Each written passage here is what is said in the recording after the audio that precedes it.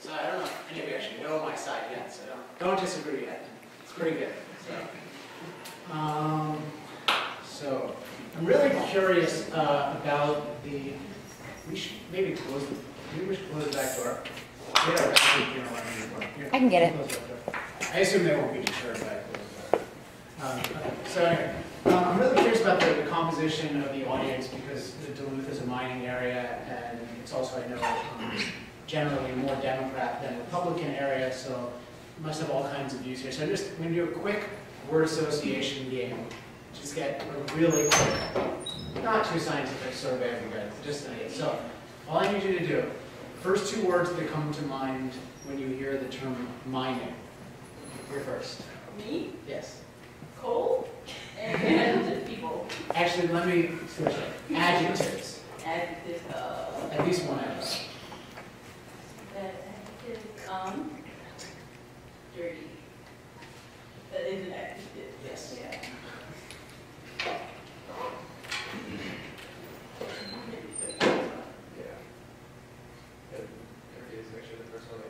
You can say the same thing. Okay. Oh yeah, yeah, definitely. I'm trying to get trends. Okay, well, dirty. That's it? Yeah. Okay. I always thought it was a necessary evil. Okay. Progressive. Progressive. Progressive. Progressive. Blue collar? I don't know if that's really. Yeah, that's good.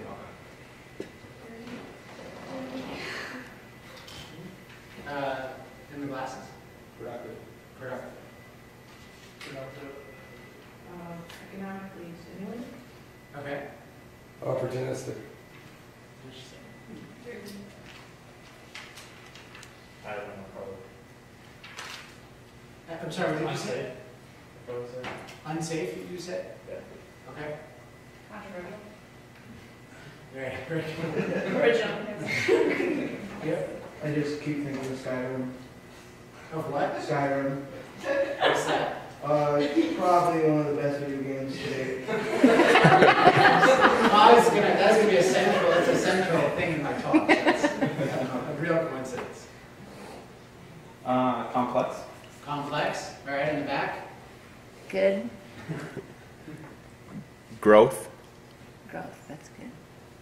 All right, so we've got. I think definitely the number one that we have is dirty, which I think is very common. But we also have kind of a close second place, which is generally in the realm of productive. So I'll tell you mine. Actually, I don't even have exactly one worked out. With a lot of adjectives, and I get to talk, so it's cool because I get to use them all. But I want to just tell you quickly why I got interested in this. Because if I tell people I speak about mining, and in general I speak about industrial issues, most people think, oh, you must have come from an industrial place like, let's say, Duluth, mining place.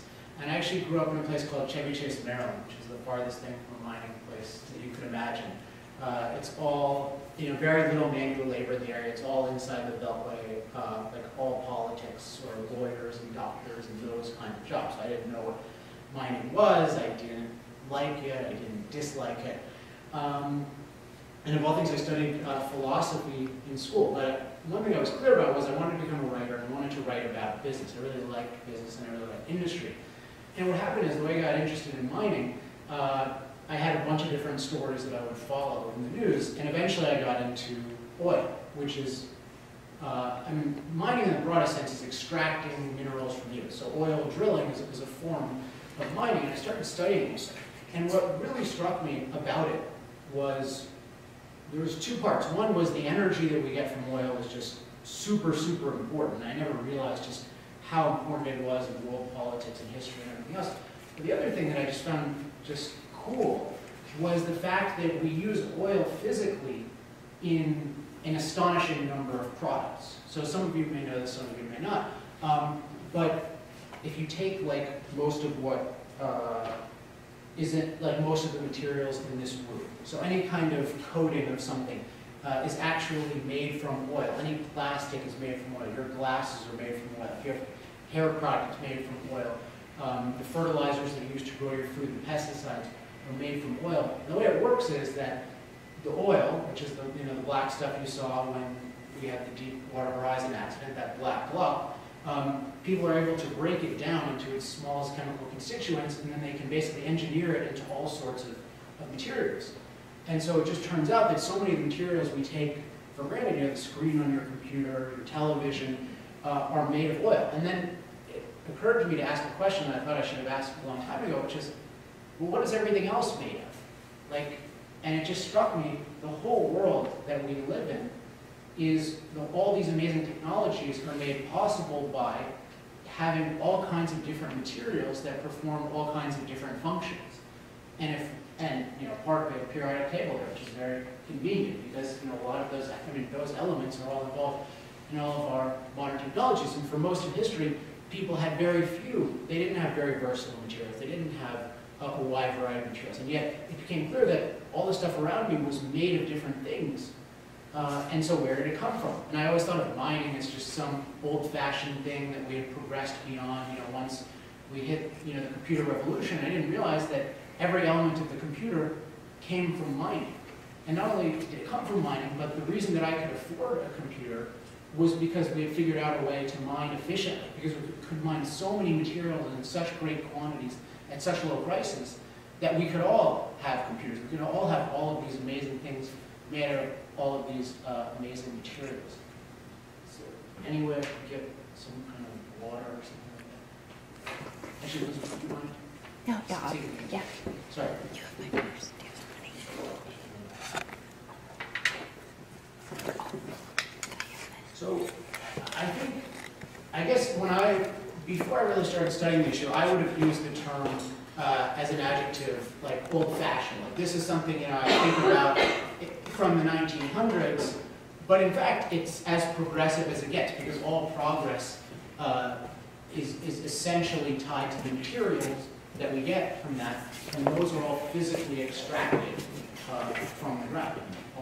Literally, almost every single material is physically extracted from the ground. And the better we do that, the more we do that, the more materials we have for all of our technologies.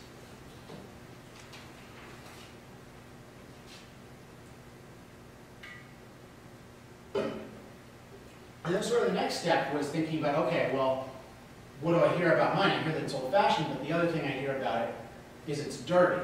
But yet if it's completely essential for everything in my life and it's dirty, that's not so exciting because it seems like we have to make this very, very unpleasant category of choice. And to kind of make this more vivid, the kinds of things, it's definitely true, mining can be dirty. And I just want to read you a pretty vivid example of what can happen with a mining operation going wrong, just so we keep in our minds. There's a serious issue here. This is a story, and this is modern day. This is a story about a mining operation in China. And it's where the mined materials, often mined materials are thrown into a man-made lake, so it's disgusting.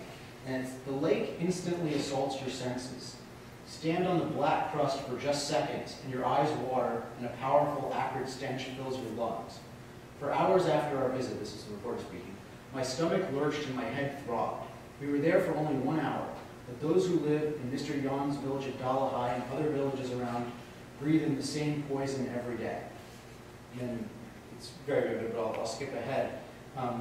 It talks about the history of it. People too began to suffer after animals did. Dalahai villagers say their teeth began to fall out, their hair turned white at unusually young ages, and they suffered from severe skin and respiratory diseases. Children were born with soft bones, and cancer rates skyrocketed. So, I mean, this is the kind of thing that can happen, and it's part of why mining gets the association of dirt. Now, one reason I picked this example in particular is because, well, does anyone want to hazard a guess what kind of mining operation this was? Was it rare earth? No?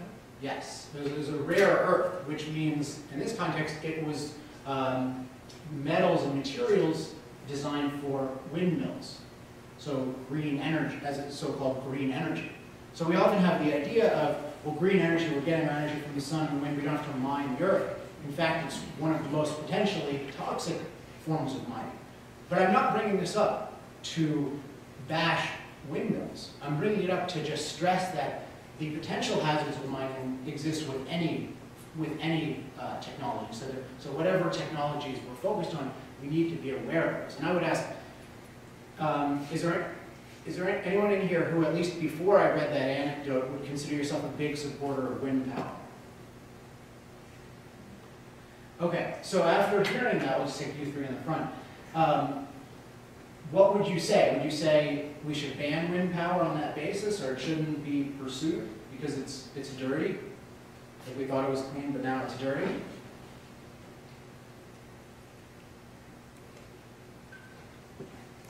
No, I feel bad. Like you said, everything has risks. I mean, you're going to run into those problems. Things are going to go wrong. But that's no reason to ban it. Okay, I mean, I would say you would have to see. Oh, were you going to say something? Yeah, I was going to mention, just real quick, I think I think you touched on this disconnect that we have with green energy and the fact that, it comes from all of these, because it's a green energy, it's totally green throughout its entire system. So that's obviously not true. And it's also country dependent. I think if that mine was in the US, we have environmental regulations that are stringent, maybe not stringent enough, but they're there. Whereas in Canada, or not, well, Canada as well, but China especially, those regulations don't exist. So when we're doing rare earth elements and sulfide mining, all of those complex processes that we need, there's no question about it. I think if we just recognize that, if nothing else, if you just say, it's there, maybe do some feasibility studies, maybe, figure out, do the costs outweigh the benefits, have education throughout the whole process, figure something out there. But I think that you're right. I mean, barely anybody knows what goes into a windmill or what goes into a Prius. It's all those rare earth elements, it's all those palladium and all. Yeah, exactly. So I just amplify that. And it's to stress that everything comes from mining. Everything is connected to physical things, and physical things require extracting different physical materials from the ground. Now, I would say it would depend on if the technology inherently killed lots of people. I think you wouldn't say just use it and that's the breaks. But you would look and you'd say, okay, there's a problem here, there's an instance, so there's obviously risk, there's risk in everything, but how can the risk be prevented? How can the risk be minimized? And the thing I want to stress about this is, and this is a point that applies much more broadly, is the fact that something has risks, or that it has environmental risks, does not make it environmentally bad as such. So the fact that something can go wrong in terms of pollution doesn't mean overall, in the full context, it's bad.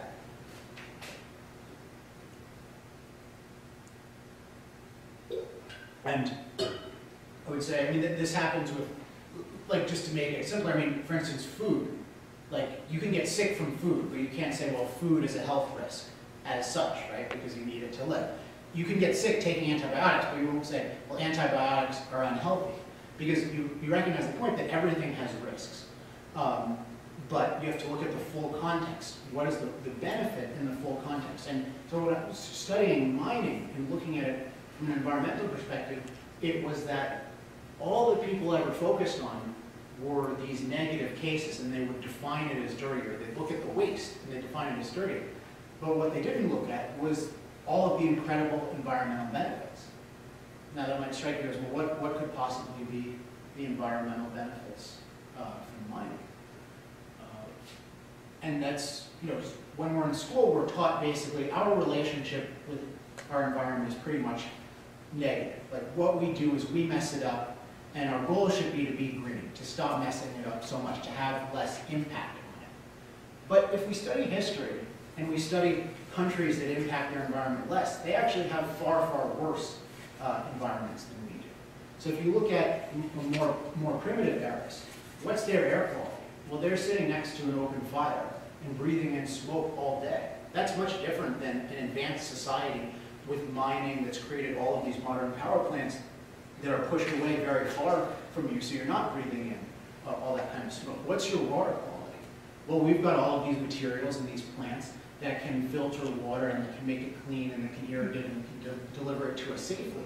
People who are just living with nature without all of these modern technologies don't have those benefits at all. And these things in the aggregate are why historically the life expectancy is around 30, and today it's around 75 or 80.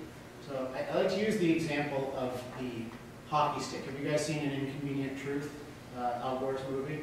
So he's got the hockey stick of allegedly, you know, CO2 emissions. CO2 emissions go up, and then the temperature jacks up like a hockey stick. It's stable and goes up. Now it turns out that particular hockey stick is not. So it's a good image to have. It's not an accurate one in that case because that was made using an algorithm designed to generate hockey sticks. So you can put any data in it, and a hockey stick will come out. But if you look at mining activity, which is correlated with all industrial activity, if you look at that, that goes way up during the Industrial Revolution, and so does standard of living, so does environmental quality. And one thing in particular that's interesting to note is that as mining goes up, as human beings are trying to build up an environment, one particular thing they're good at doing is building up their environment to be able to cope with climate well. Now we hear today climate is the biggest environmental threat. Well, historically, climate was a huge environmental threat because whatever climate you live in, and imagine you live in Minnesota in 1600, it's just unbelievably, just unbelievably harsh. And yet today, I mean, think about the climate inside here. We have literally climate control. We have heating and air conditioning. So it turns out the number one thing that determines whether your climate is livable is not, how many degrees up or down it is. It's whether you have modern technology. All of that technology is completely tied to mining. So when we think about mining the environment, we need to think about mining as part of what makes the modern climate livable. And that's why I said that this talk is all about how mining improves our environment, because without this component, we would not have a truly modern human environment. And without that, you live in a horrible environment.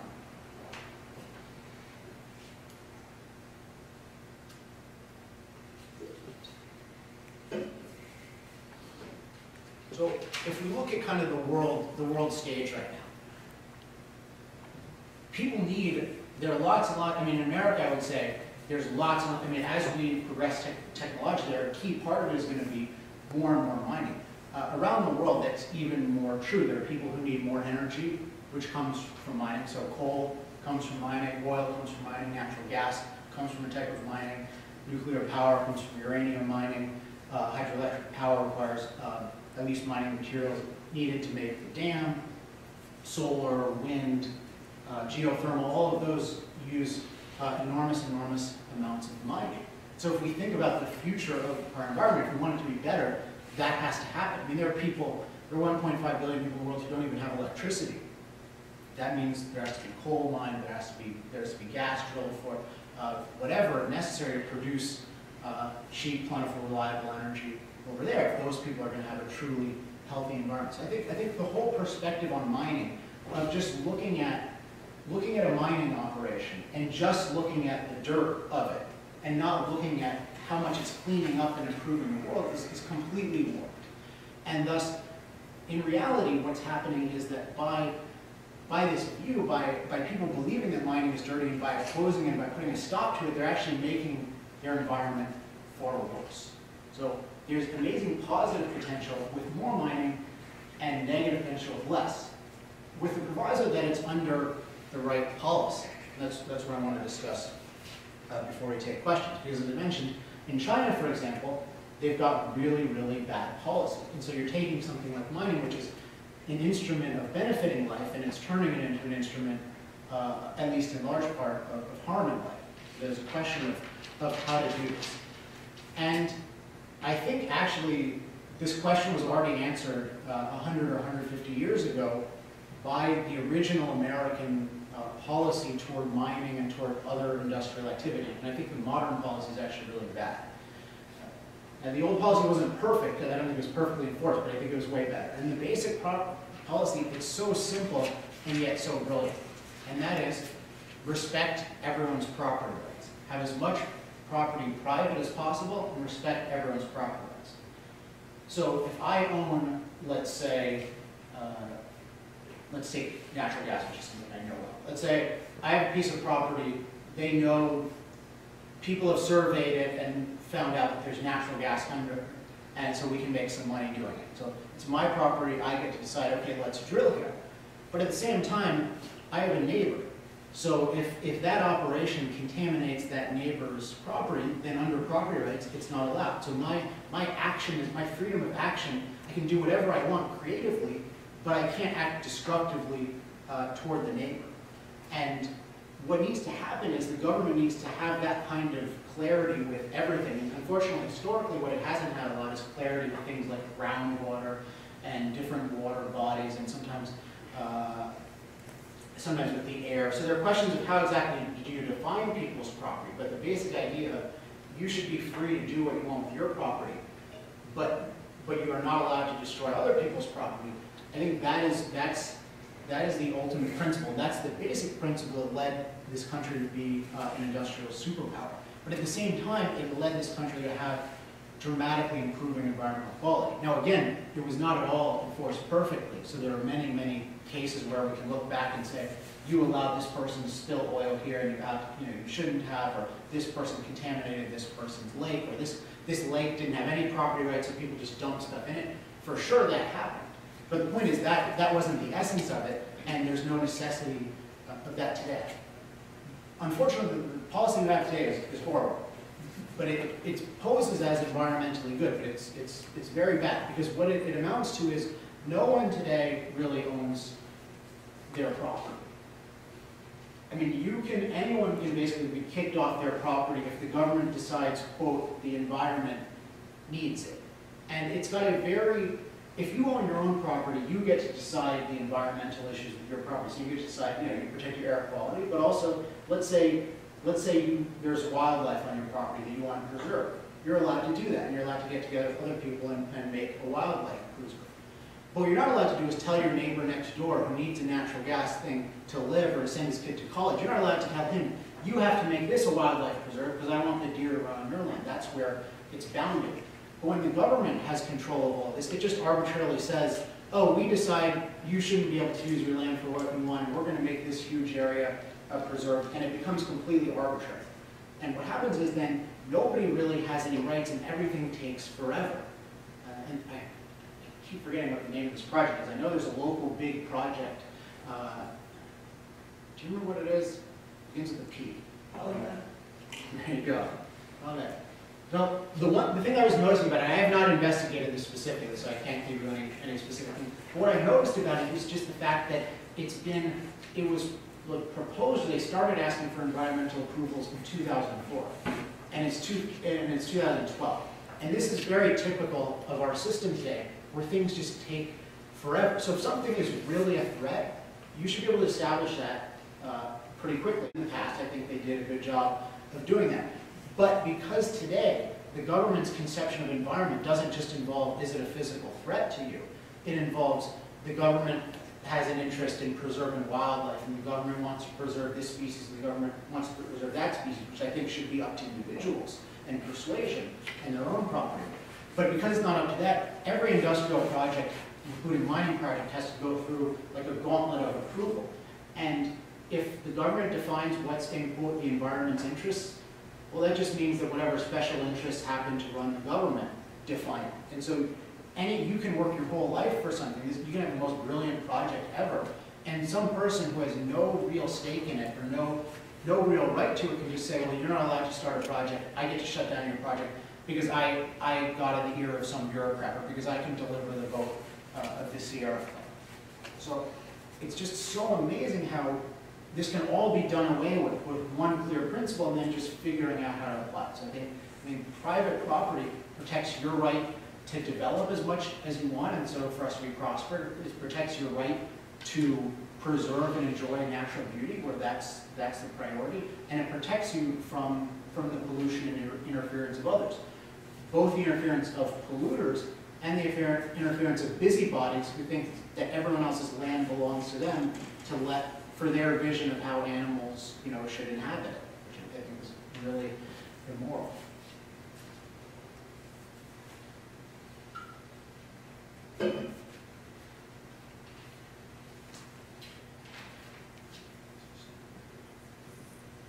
And I think this is particularly topical now because we've got an election coming up, and environment is a really big issue, and the economy is a really big issue, and mining is an area, along with I think the other industrial areas like energy and manufacturing and infrastructure, where there's so much potential, there's so much we could be doing that we're only not doing because we have the wrong laws, because we don't have clear property rights, and instead we have a government that can just arbitrarily stop things in the name of the environment. So I like to call this the green gauntlet, because if you want to start something, it just takes step after step after step, and you don't know if you're gonna survive it, if you're gonna survive it economically. So my reason I run a place called Center for Industrial Progress is because we think this is one of the key issues of our time. This is an issue where it's not like anyone has to make a new discovery. There's no new invention that's needed. Using existing knowledge, America could become a far more prosperous place just by liberating industry, by liberating in a way that protects everyone's rights, so that you get a maximally good economy and a maximally good environment. And so that's why I think mining under the right policy, under a policy of property rights, improves the environment. And thank you for coming.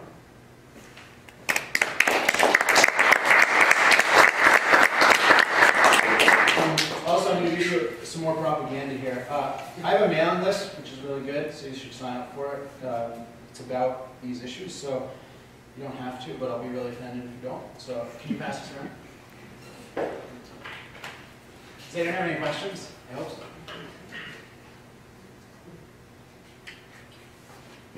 I can't answer any about the video game. Just a couple things. I mean, I appreciate your talk. Definitely, I agree with a lot of what you said. My background is as a geologist. I have a degree in that. I'm a grad student now. Okay. And so I've been following mining very closely. I'm thinking about even going into the mining industry, especially oil and natural gas, because I specialize in structural geology. Okay. But my biggest issue with that is like this disconnect that we've created, and also, you know, you talked about earlier how we have all of these products that are oil-based, and that's great, and that's good for the environment, and I would completely argue against that. Based on my knowledge of industrial engineering and the oil refining process, there's nothing positive for the environment of that. Okay, so let's stop that right there. I mean, you can continue, but Yeah. So pharmaceuticals are not positive? Not for the environment. It might be positive for our health, and they might So be what's- needed, but I Yes, don't think that... that's a good issue to raise. So what is the environment? If our health is unconnected to the environment, what is the environment? I think in this case, the environment would be the longevity of the basic systems that the Earth operates on. In particular, the carbon cycle, nitrogen cycle, phosphorus cycle. So if we alter Independent of those... humans? What's that? Independent of humans? I think that humans play a vital role in that. I mean, if anybody argues that there's no such thing as climate No, change...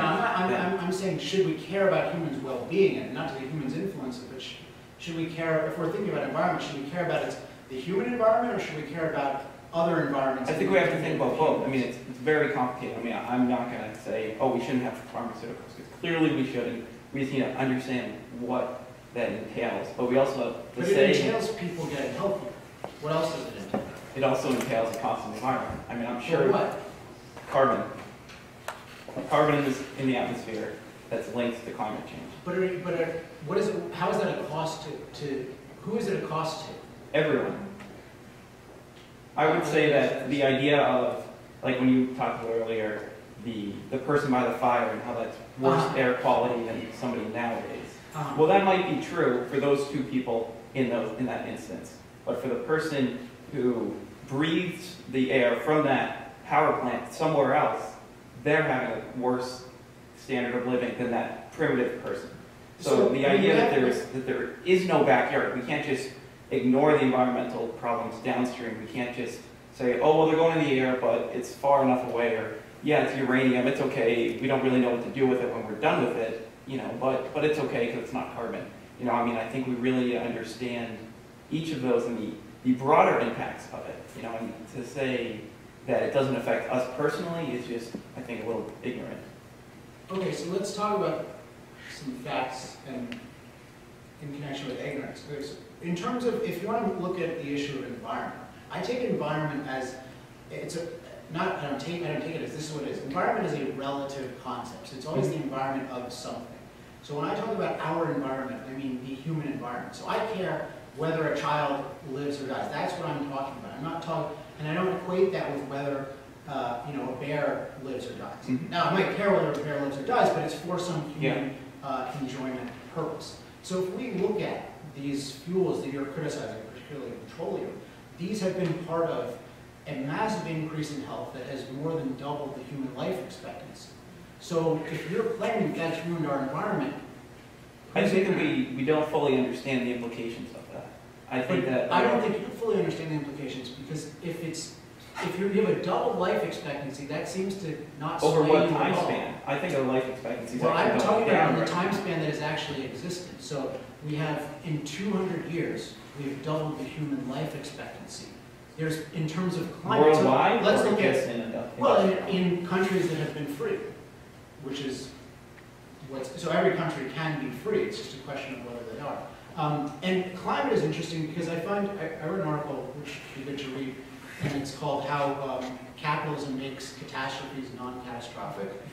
In terms of, what I find really funny about the people who are alarmed about the issue of climate change, we can talk about that in a second, the science of it, the one fact that they never talk about is that our vulnerability, if you actually care about the human component of it, you're worried about the climate, storms and stuff hurting human beings, that vulnerability has declined 99% in the last 100 years, thanks to industrial technologies, including fossil fuels. So if you actually care about humans, you've got to love fossil fuels record so far.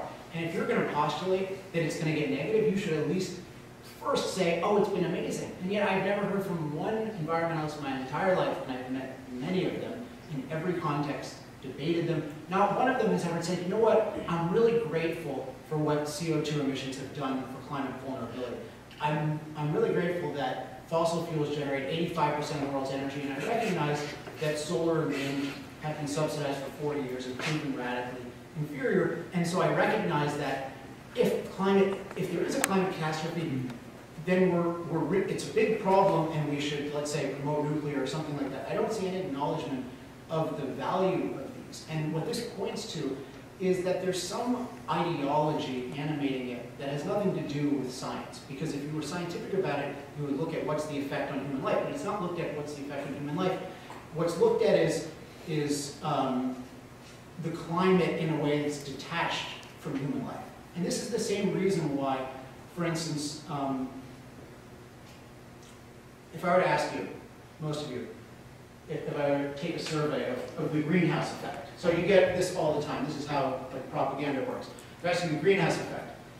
So as CO2 increases, if you have a graph, so this is your x-axis. So what describes the greenhouse effect? Does temperature increase like this, or does it increase like this? So does it flatten out with more CO2, or does it go up with more CO2? What would you say? Anyone know? I would guess straight up. You guess The it more, goes, the more CO2, the more the temperatures would rise. the higher the rate you make. Right. Okay, so it's the opposite. The greenhouse gas effect is a logarithmic effect. So the more CO2 you have, the less of a difference it makes. So the entire theory of it's a catastrophe requires what's called positive feedback loops. The idea that even though it's a logarithmic effect, there are other variables that are compounding it, which are very controversial, that are somehow leading to some sort of out-of-control thing. And if we want to know, okay, well, what's the evidence for those? One thing would be, well, can the people who postulate those, can they make a model that in any way predicts climate? And they can't do that whatsoever. So this whole movement is complete, even if there were serious global warming, which I can't say there's not, this is not my field, but I come as a philosopher to it, the thinking is below, freshman logic. And the reason it is this way, this is very typical of ideological movements. They take science and they distort it. So they take the fact that there's a greenhouse effect and they say, oh, there's a greenhouse effect. You don't believe in catastrophic global warming, therefore you're an idiot. You don't believe in science. Well, that's what's called a non sequitur.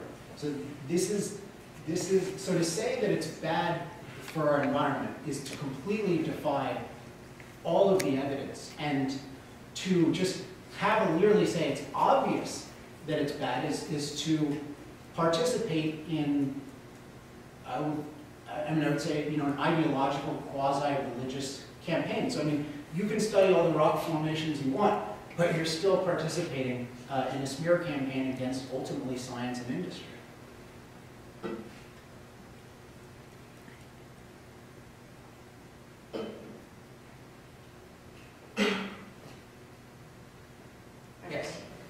I guess I'll preface this by saying I'm pro-mining. I'm a geologist. I work for a consulting firm that does, we're doing some of the pre-feasibility work and engineering work for the developments going on here. My husband also is a geologist and works for a mining company.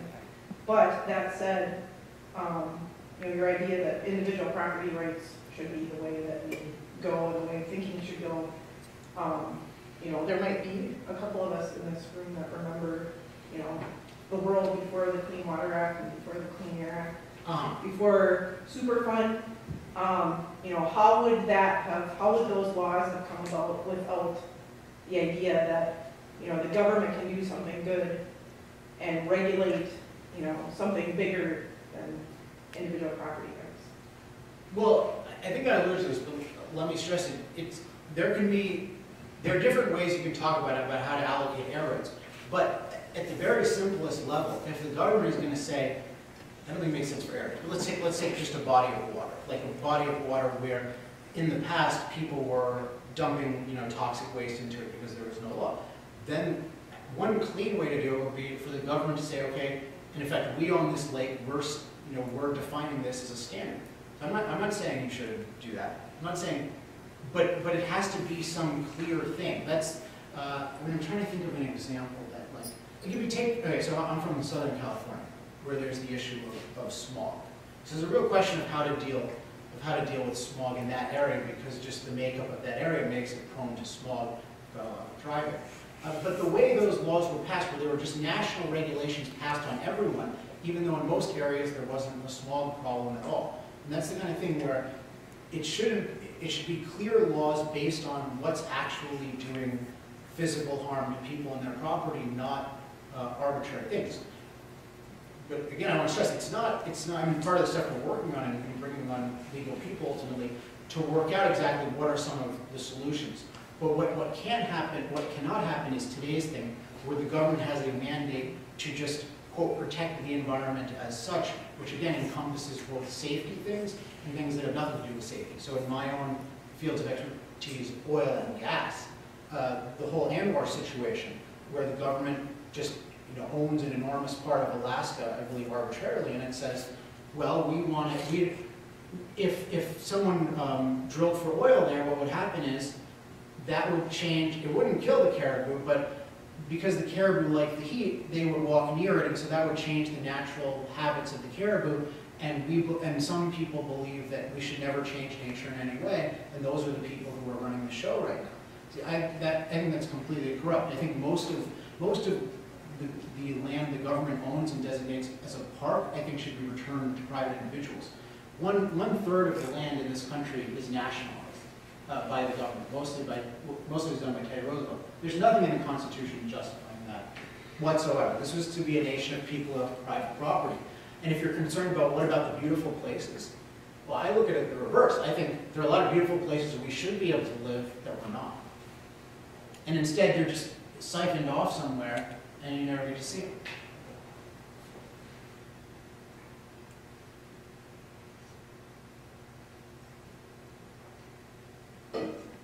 So you're saying no national parks?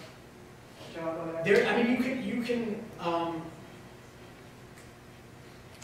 again, I don't want to be too declarative about it because I haven't fully worked it out. I mean, I've read some good books, because I really feel comfortable saying that if I had really worked it all out. But I would say that if you're calling something, I mean, morally, I think a park should be from a human perspective. So it should be something for human beings to enjoy. So as a friend of mine once said, like, you can't say a third of the nation is a park. Because what you're doing in saying that is, and especially insofar as you restrict development, you're restricting a lot of people from making their lives better and enjoying them by just leaving this aside.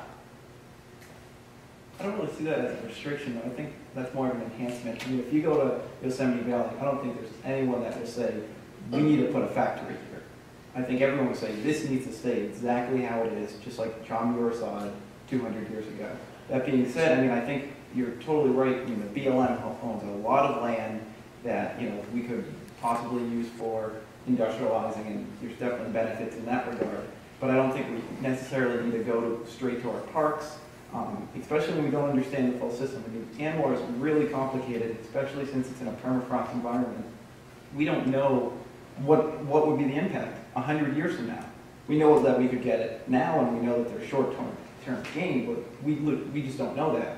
You know, people argue both sides. Oh, it would be fine. Oh, it would be destroyed. But we really don't know either way. So yeah, but part of being, but you could apply this to anything. I mean, someone, and I've heard the green side make a case that just about any piece of land anywhere, I mean, this is justification for shutting down, let's say, I mean, this is something I think near my area called the Stevens Kangaroo Rat, where they shut down developments and they even maybe kick people out of their houses for it. And what they say is, well, the ecosystem is so complex, everything is interrelated. Who knows what will happen if we let this rat die?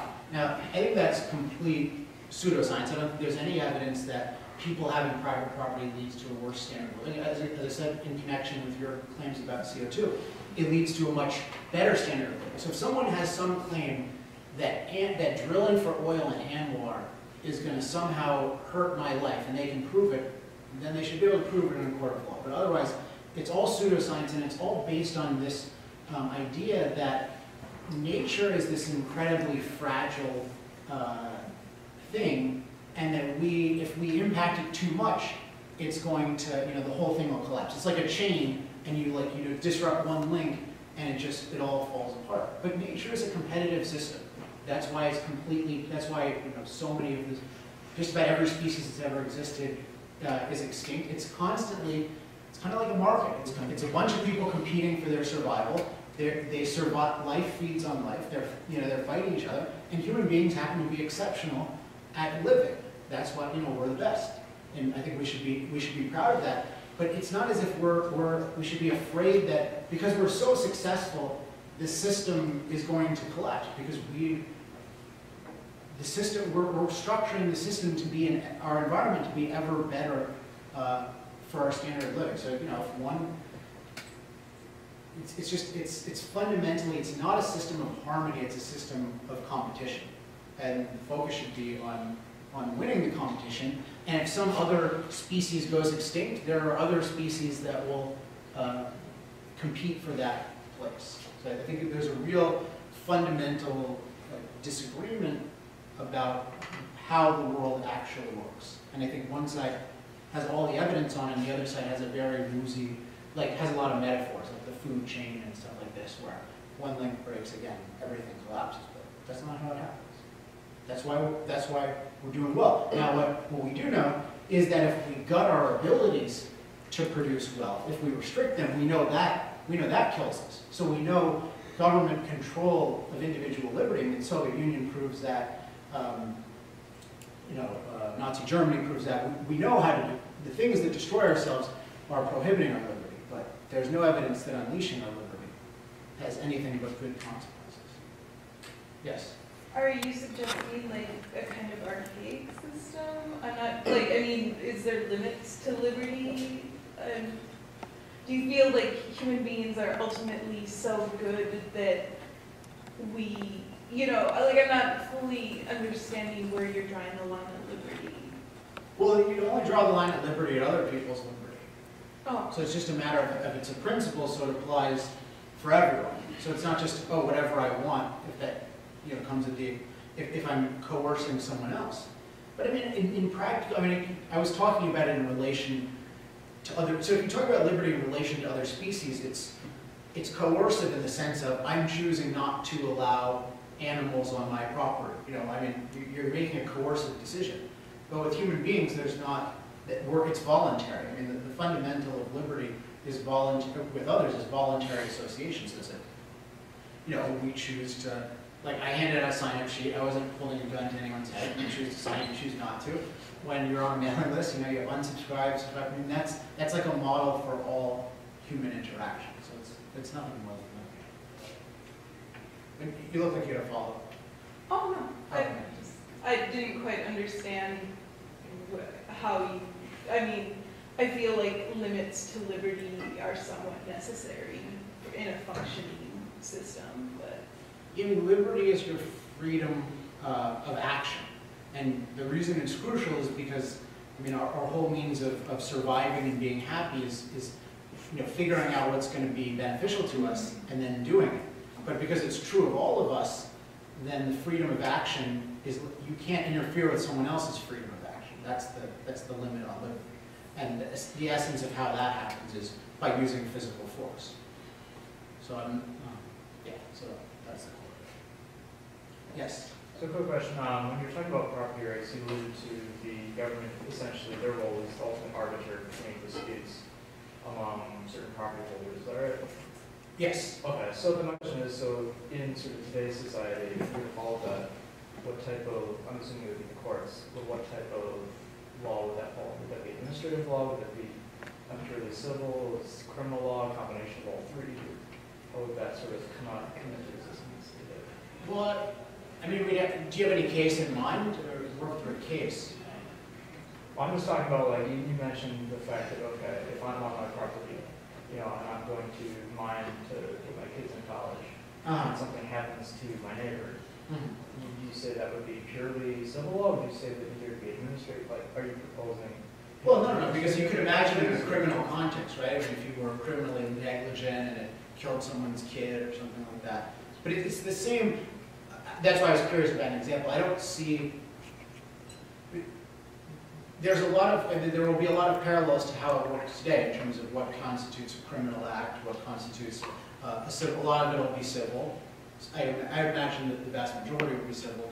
Some will be criminal. And then there's also an issue of what issues does a judge decide on, and then what issues are there any issues that, like, Congress legislates on? I mean, so Congress has to lay down some basic laws, but in terms of what those laws say about, like, what constitutes pollution? Are those primarily local laws? Are they federal laws? Are they, a judge interprets? That's, those are questions that we're exploring. In terms of my own focus on them, I kind of try to work them out as there's value in working them out to a certain degree of specificity. I mean, as long as the whole world believes mining is dirty, I'm not going to go work out a whole new constitution of mining for people 100 years after I'm dead.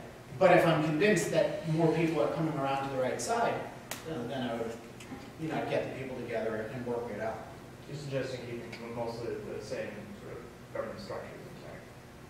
Is that what you're... Well, but more in line with the way the country is founded, because if you look at how the government works today, it's very, very different than the way it works. I mean, just if you look at what the executive branch is, so we have, the executive branch, legislative, and judicial, the balance today is,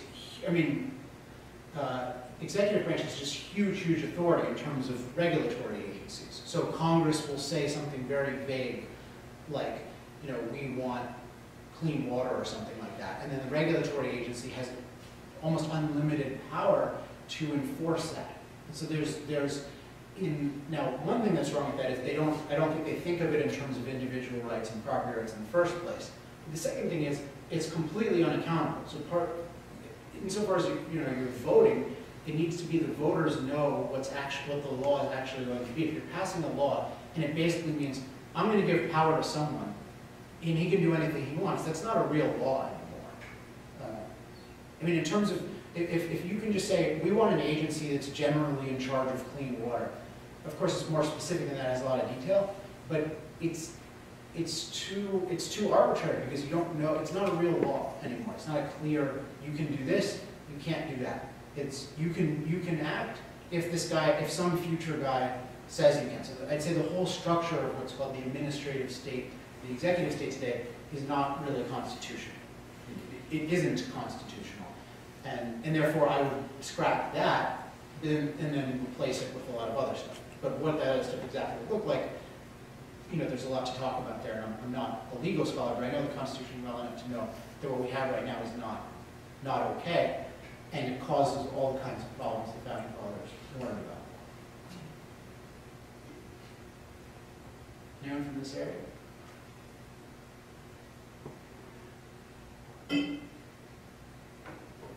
Oh, I guess I'll go.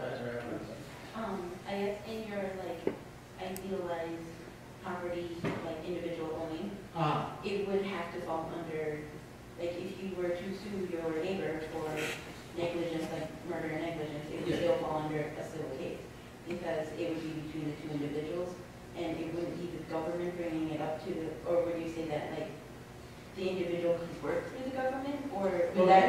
be deleted.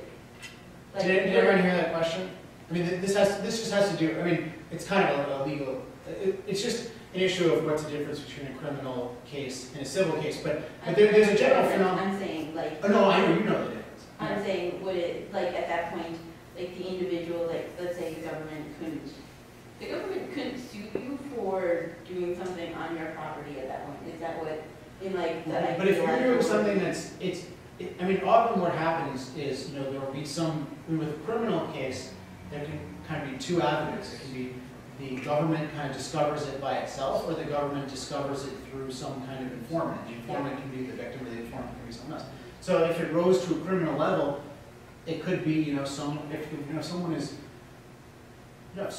deliberately polluting someone else's property in a way that makes someone's kid sick and die, I don't see, and, the victim's parent reports it, it's still not just a civil case, it becomes a criminal case.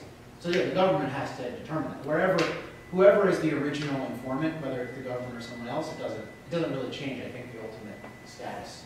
Okay, so I was just asking, like, could the government still pursue those kind of cases? Oh yeah, of course. Like, they would be on behalf of the individuals to be able to. Yeah, I mean, the property rights are all, the government is the only body to adjudicate them. I mean, to adjudicate any kind of, final dispute and to decide, has someone's rights been violated, and do we consider this, criminal or civil? So yeah, all of these things are what the government is doing. The point is, it's doing this, and it's not doing all the things that it's doing now. It's not coming in and saying, you shot a deer in your backyard, and we think it's a special deer, so we're going to fine you or kick you off your property. All right, last chance. Otherwise, anyone can come up and say hi if you want afterward. But thank you very much.